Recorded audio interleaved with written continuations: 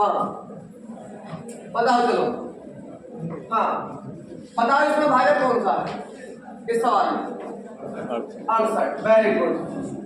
भागफल तो दिख रहा होगा कितना है? 200 में। शेषफल कितना है? 0। मुझे निकालना है संख्या का मान। इसका मान निकालना है। संख्या से क्या मतलब होता है? भाज्य से। बताओ किस किस की गुणा करके कौन जोड़ूंगा? बैठ जाओ, तुम बैठ जाओ। लड़के बताओ जरा, बैठे बैठे बता देना। तुम बताओगे किस किस की गुणा होगी तुम्हारी साइड में? हाँ ये हाँ बताओ।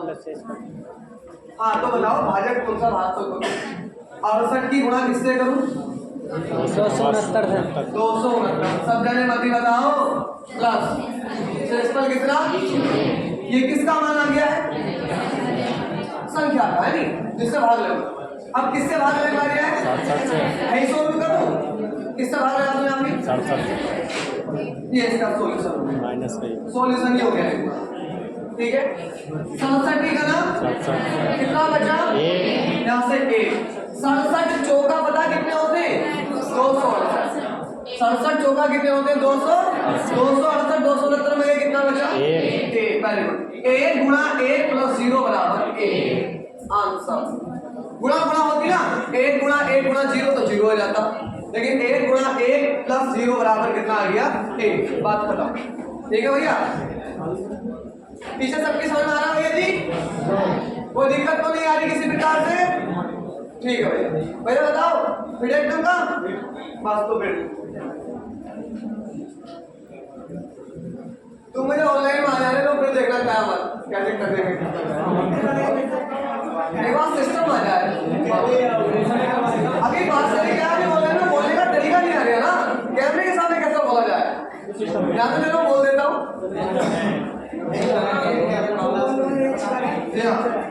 चलिए बात नहीं बिल्कुल। सवाल नंबर 119 देखते हैं आप।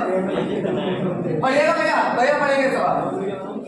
दो संख्याओं में बड़ी संख्या क्या लिख रहा है? दो संख्या में एक बड़ी है कहने का मतलब, बड़ी संख्या है कितने गुने को? 3। हाँ जी 3 गुने को छोटी संख्या से भाग दिया जाता है।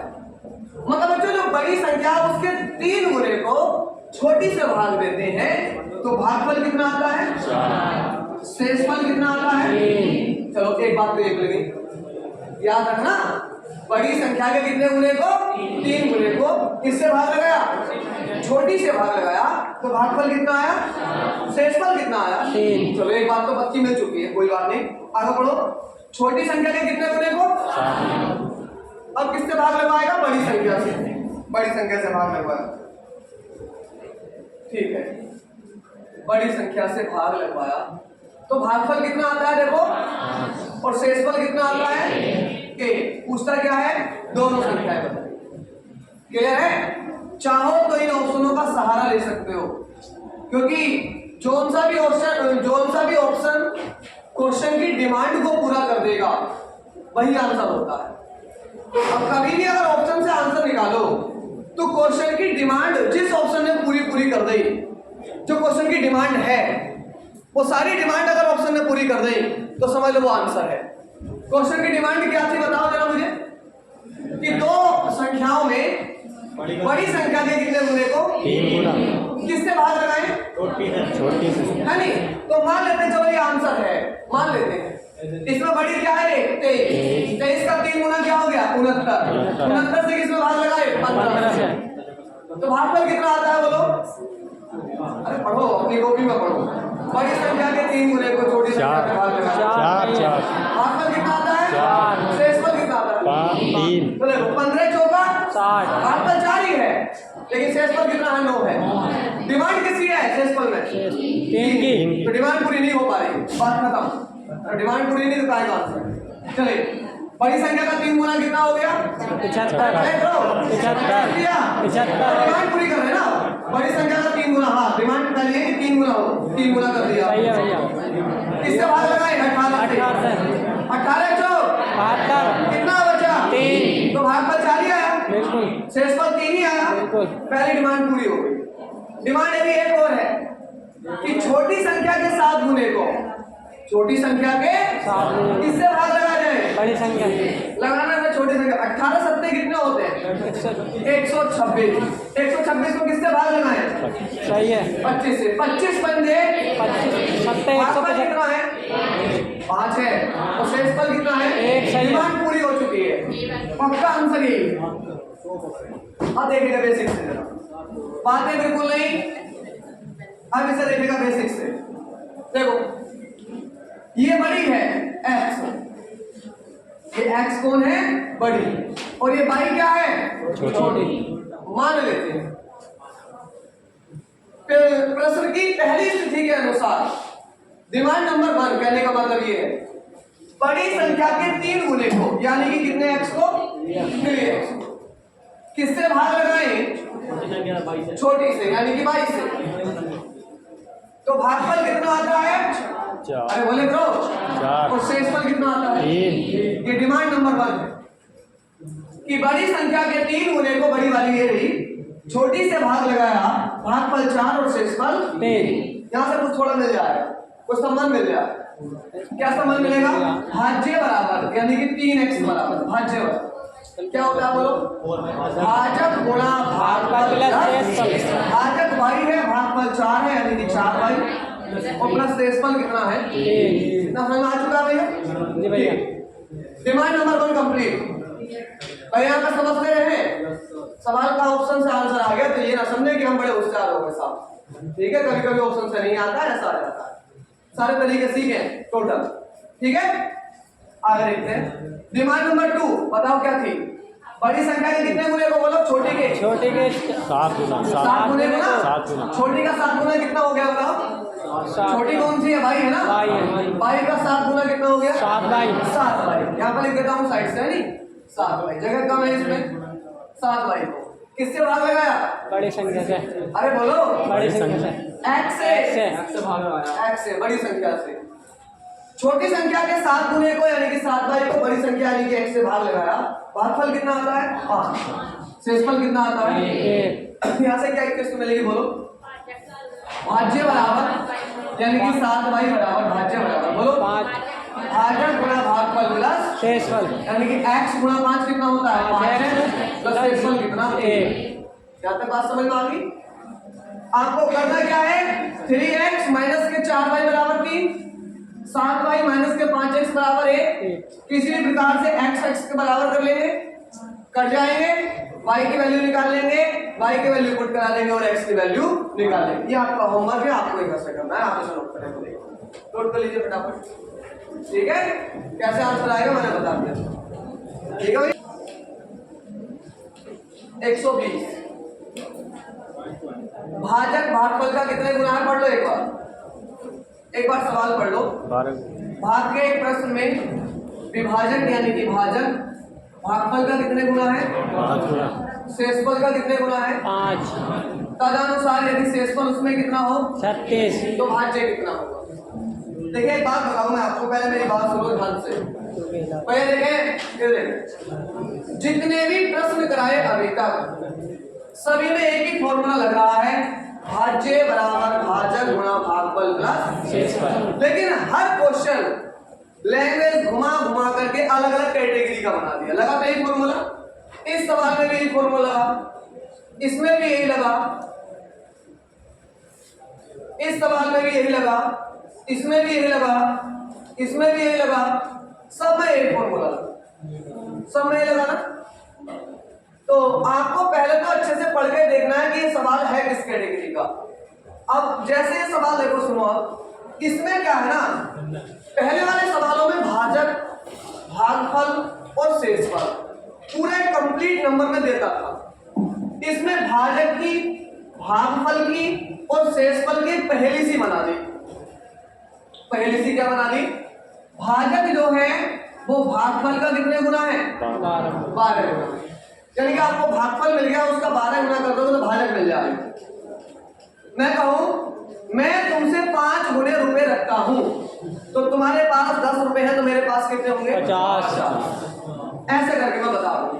आगे सुनो, यही भाजक मेरी बात सुनते हैं ना, यही भाजक इस शेषफल का कितने गुना है, अरे बोले करो 5 गुना है। अरे 5 गुना है ना। बाद में कहता है शेषफल कितना है 36। आप बताइए शेषफल की सहायता से क्या मिलेगा शेषफल की हेल्प से हमें सबसे पहले क्या मिल जाएगा? भाजक। भाजक मिलेगा। कितने गुना करने पर? 5। भाजक मिल जाएगा। भाजक से फिर हमें क्या मिल जाएगा? भागफल। भागफल। आ रहा है समझ में? अपनी कॉपी में लिखो, लिखो मेरे साथ, शेषफल बराबर 36। सबसे पहले हमारा ये काम है कि भाजक क्या है, भागफल क्या है और शेषफल क्या है, अंकों में पूरा पूरा मान निकालने का काम। फॉर्मूला जब लगाएंगे भाज्य का। बताइए शेषफल कितना है? समझ याद है कोई है? अब बताइए भाजक शेषफल का कितने गुना है? 5। तो साथ में लिखो भाजक बराबर, भैया बात नहीं, भाजक बराबर, बोलो क्या होगा भाजक बराबर? भागफल गुना 5 गुना 36। 5 गुना है ना शेषफल का। शेषफल का 5 गुना करने पर भाजक मिल जाएगा। तो भाजक होगा 36 गुना 5 बराबर 180। लिखो। बताइए आपको क्या क्या मिला इस टाइम? भाजक और शेषफल। क्या और निकालना है? भागफल। बताइए भाजक भागफल का कितने गुना? 12।